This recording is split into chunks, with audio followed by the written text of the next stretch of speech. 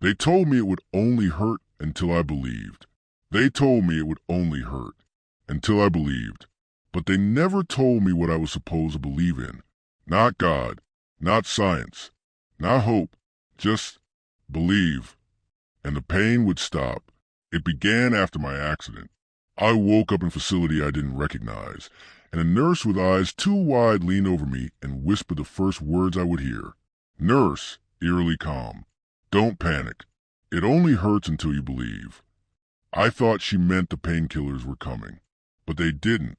What came was something else. They started the treatment the next day. I wasn't told what it was, only that the more I resisted it, the worse it would get. They showed me things, flickering images, a child screaming backward, a face with no eyes whispering in a language I remembered from dreams I never had. Doctor, believe, Mr. Kellen. Just say it. Believe. But I didn't know what they meant. I begged. I asked questions. But that only made the lights brighter, the needles longer, the sounds wetter. I broke on day 6. They had strapped me in the faith chamber. A white room with no doors, no ceiling, just endless mirrors. Except my reflection didn't move when I did. It smiled, and then it spoke. Just believe and I'll come in. You don't need your body anymore. I screamed, and my reflection laughed. I felt something crawl into my mouth. Something dry. Something with hands. They told me to believe, and I almost did. But something in me, something stubborn, something wrong, refused. And that's when the real pain began. They started to take things. My memories. My name. I couldn't remember my mother's face. My fingers. My language.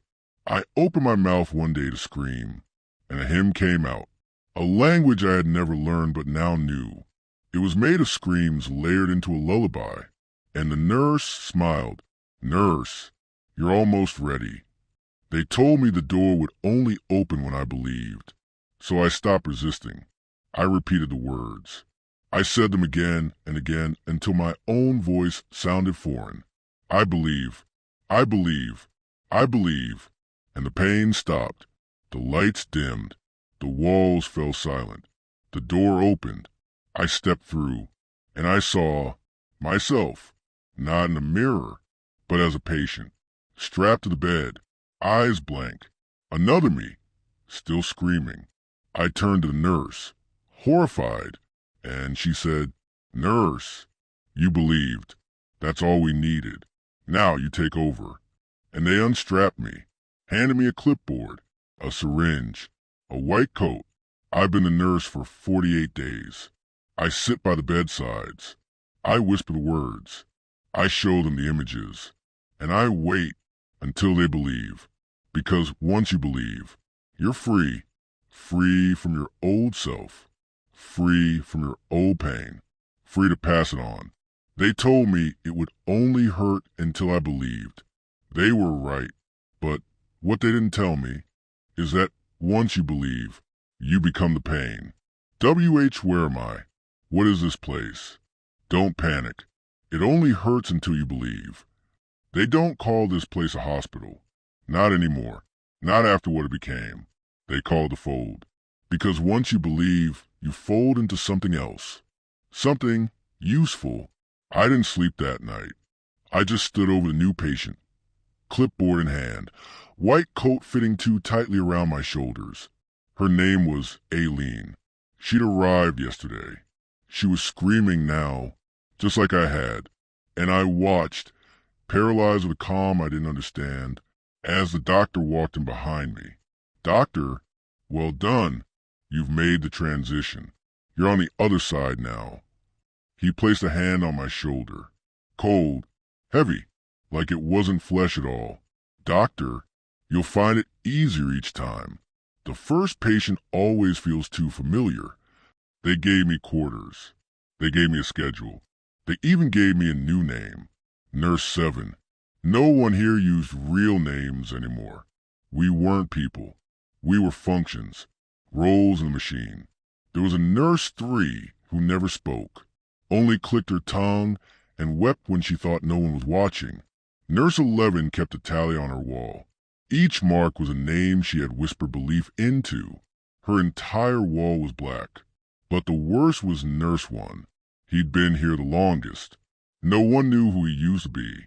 He walked barefoot and carried a small box that sometimes made breathing sounds. He never looked at the patients, only at us, and when one of us faltered, he would take us into the quiet room. They never came out the same. Weeks passed. I became efficient. I whispered the words. I watched their eyes flicker. I tracked the moment their resistance died. Some would scream. Some would vomit black strings of memories. Some would cry and beg to go back to the pain, because the belief was worse. I started hearing the phrase in my sleep, "It only hurts until you believe," not as comfort, as command. And one day, I asked the doctor the question that had been scratching at my skull. What exactly are we supposed to believe in? He smiled, and for the first time, his skin cracked just slightly, and I saw something behind it, a face beneath the face. Teeth too many, eyes layered like a spider's. You already do. That's why you're still here. They sent me to the basement for collection duty. The other nurses flinched when they heard. They wouldn't meet my eyes. That's where they keep the ones who believe too fast. Level 0 was colder than death. There were no lights, just red emergency strips glowing from the floor. The walls down there breathed, not metaphorically. They pulsed, and sometimes they moaned.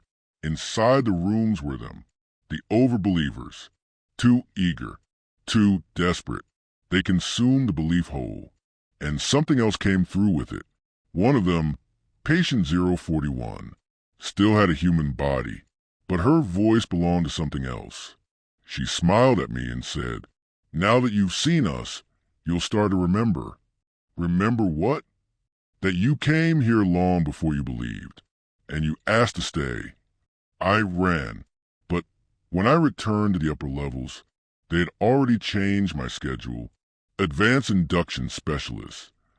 They were promoting me. I wasn't just going to whisper belief into patients anymore. I was going to create belief, shape it, inject it, control it. That's when I found the mirror room, the same place I had once broken. Except this time, there were 10 mirrors. All of them showed me, but each one showed a different version. One weeping blood, one grinning wide enough to split the face, one with empty sockets, one laughing with 1,000 tiny teeth. And in unison, they all said, "You're almost ready to believe again." I asked the doctor again, "Why do you need us to believe?" And this time he answered, "Doctor, because belief is a doorway. Pain is a key. And once you believe enough, you become the door." So yes, they told me it would only hurt until I believed. But now I know what they meant. The pain is the invitation. The belief is the infection. And what comes after isn't you anymore. Don't panic. It only hurts until you believe. The first believer. There is a hallway beneath the fold, lower than level 0. No one speaks of it. But when I became advanced induction specialist, they gave me a new key. No name, just a black card with the number 0.0. No one else had one, not even the doctor. And last night, I used it. The door didn't lead to a corridor. It led to a stairwell, going down forever. Each step was softer than the last, like I was walking on skin. The walls shimmered, like they were made of old photographs, faces flickering in and out. Some of them were mine. At the bottom was a room. But it wasn't a room. It was a wound. Something had been torn open here, and something else had come through. They called it the first believer, a living root plugged into the foundation of the fold. It was once human, once. Its body was frail, but its mind was everywhere. When I stepped closer, its eyes snapped open, white, blinding, and then I was no longer in the room. I saw the beginning, before the fold was built, before the nurses, before the mirrors. There was only the pain. One man, dying slowly in a monastery, he whispered to the ceiling every night, "Take this pain. Give me something else." And something answered, not God, not the devil, something older. It fed on pain like oxygen, and it told him the secret. Pain is the raw form. Belief is the shape. The entity, voice like all your childhood fears speaking at once. Believe in me, and you will never feel again. And he did. He believed. The moment he gave in, his body burst into bloom, mouths on his arms, eyes on his chest. He became the first believer, and the pain became the doctrine. Others followed. They built the fold around him, to contain it, to grow it. Each patient is just soil, each nurse a gardener. We are not curing them. We are ripening them. First believer, you were here when I was born. You built this place. Then you chose to forget. That's not possible. First believer, you wanted to believe so badly you let me inside. You locked the memory away. Until now. I started this. I fed it. I fed them. And when the pain became too much, I chose to forget. The fold isn't a hospital.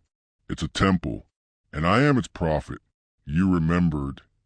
So what will you do now? What can I do? I created this. The fold. The system. The whisper that haunts every new patient. I was the first believer. And I will be the last. Why does it still hurt? Because you haven't believed enough. But don't worry. You will. The patient who wouldn't believe. Her name was Emma Holloway, age 19, found unconscious near the southern perimeter of the fold. No records, no known family, just appeared. But when I saw her file, something chilled me. She had no fear response, no screams, no questions. She just stared at the walls, like she already knew what this place was. Or worse, like she'd been waiting to be brought here. I was assigned to her personally, not because of my rank, but because the fold thought I could break her, because I was the first believer, their weapon. But from the moment I stepped in that room, I felt something else watching us. Something not of the fold. I began with the ritual, the screen, the images, the chants, the whisper in her ear. Narrator, softly, "It only hurts until you believe." She didn't flinch. She didn't cry. She laughed. EMA calmly. "Believe in what? Your parasite? Your pitiful God. I'm not here to worship. I'm here to starve it." Something cracked in that moment. Not in her, in the fold. The walls that whisper began to cough. The floors that pulse began to tremble. One of the mirrors in observation room, 3 shattered inward. Nurse 3 collapsed in her cell, screaming that the voice was silent. The first believer began to bleed. Doctor, tense. She is the opposite of belief. No, she cannot be converted. She cannot be reshaped. If she remains, the fold will begin to rot. And suddenly I understood. Belief isn't just a door. It's a chain. Each person who succumbs adds weight to the system. The more links, the tighter the grip. But Emma was a rusted link. She broke the circuit. And I began to wonder, what if I had never believed? What if all of this could unravel? Emma, you feel it, don't you? The sickness in the walls. The doubt in the mirrors. Narrator, how are you doing this? Emma, I was born inside a church that was never finished. My mother fed me silence. My father fed me rage. And when your God tried to speak to me, I bit off its tongue. Narrator, you're lying. EMA leans forward. Am I? Then why does your God tremble every time I say? She leans forward, whispers something, and I swear the room screams. Narrator, Emma didn't destroy the fold. She starved it. And now I was hungry too. Hungry for what she had. Doubt. The one thing belief could never touch. First believer groaning. She unmakes. You must stop her. Feed her to me. Narrator, I stared at him. The first time I met him, he looked like a god. Now he looked like a dying parasite, a hungry wound. And for the first time in what felt like forever, I didn't believe. I turned, and I left. Tell me again what you whispered. EMA, softly. There's no such thing as pain you can't endure. Only pain you surrender to. Narrator, smiling faintly. So it only hurts until I refuse. I was the first to believe, and now I am the last to doubt, and that is freedom.